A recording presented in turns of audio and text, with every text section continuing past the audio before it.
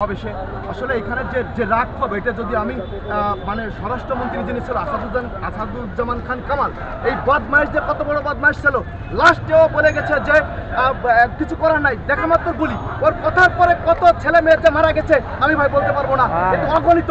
সরকারি ডিক্লারে আসছে 200 প্লাস, যেখানে 2000 প্লাস হবে। এই স্বরাষ্ট্রমন্ত্রীকে খুঁজে বের করতে হবে, তাকে শাস্তির আওতায়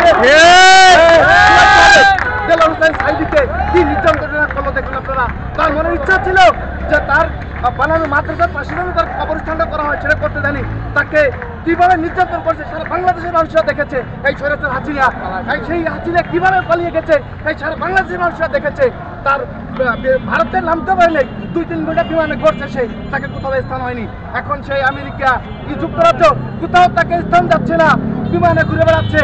শুনছি দুবাই, শুনছি বাংলায়, আর জায়গা হবে না। বুঝান এভাবে তো দেশ চলে না।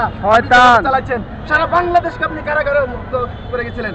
এই কারাগার থেকে আমরা মুক্ত বাতাসে ঘুরছি, উঠছি, কিভাবে প্রকাশ করা বুঝতেছি না। স্বরাষ্ট্রমন্ত্রী ওকে অবিলম্বে ফাঁসির কাজটাতে ঝুলাইতে হবে। ওকে আমি আর সহ্য করতে পারছি না। ওর যে আচার ব্যবহার ছিল, ওর যে বিএনপি সব লোককে যেভাবে ফাঁসির গুলি করে মারছে, কিভাবে বলবে এটা ভাই? এটা বলার ভাষা আছে? আপনি বলেন। সেনাবাহিনীকে, পুলিশ বাহিনীকে বিতর্কিত করছে কে? এই স্বরাষ্ট্রমন্ত্রী। ওকে সবাই বলে যে মালখোর। এক বোতল মাল নিয়ে পড়ে থাকলে যথেষ্ট। কি কামাল এই স্বরাষ্ট্রমন্ত্রী? বানরমুখী কামাল, বানর। এটা কি ধরনের ইয়া? পলক মিনিটে পলক করে। একই মিডিয়ায় বলে যে পানি ঢুকছে সার্ভার রুমে, আগুন লাগছে সার্ভার রুমে। এখন আবার শুনছি কোনো কিছু হয়নি। এই বদমাশ অ্যারেস্ট হয়েছে এই হাসান মাহমুদ। এ হলো সেই জাতীয় বেদব, দলের লোক বলে গেছে জাতীয় বেদব। এই বেদব রে আমি ব্যক্তিগতভাবে যদি পাই, আমি যে ওনাকে জুতা পিটা করবো।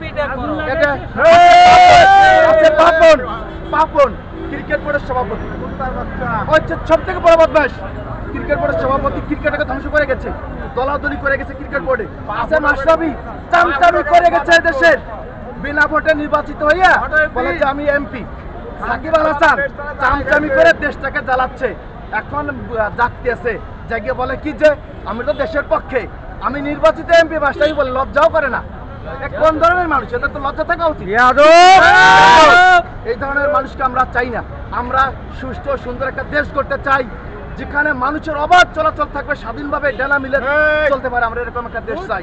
লুটপাট দুর্নীতি যারা করে তাদের আমরা আইনের আওতায় এনে তাদের আমরা বিচারের কাঠগড়ায় দাঁড় করাবো ইনশাআল্লাহ। এই ছিল আসলে মনের আক্ষেপ। এই যে পুলকের ব্যাপারে কিছু বলেন, যে পুলক দেখায়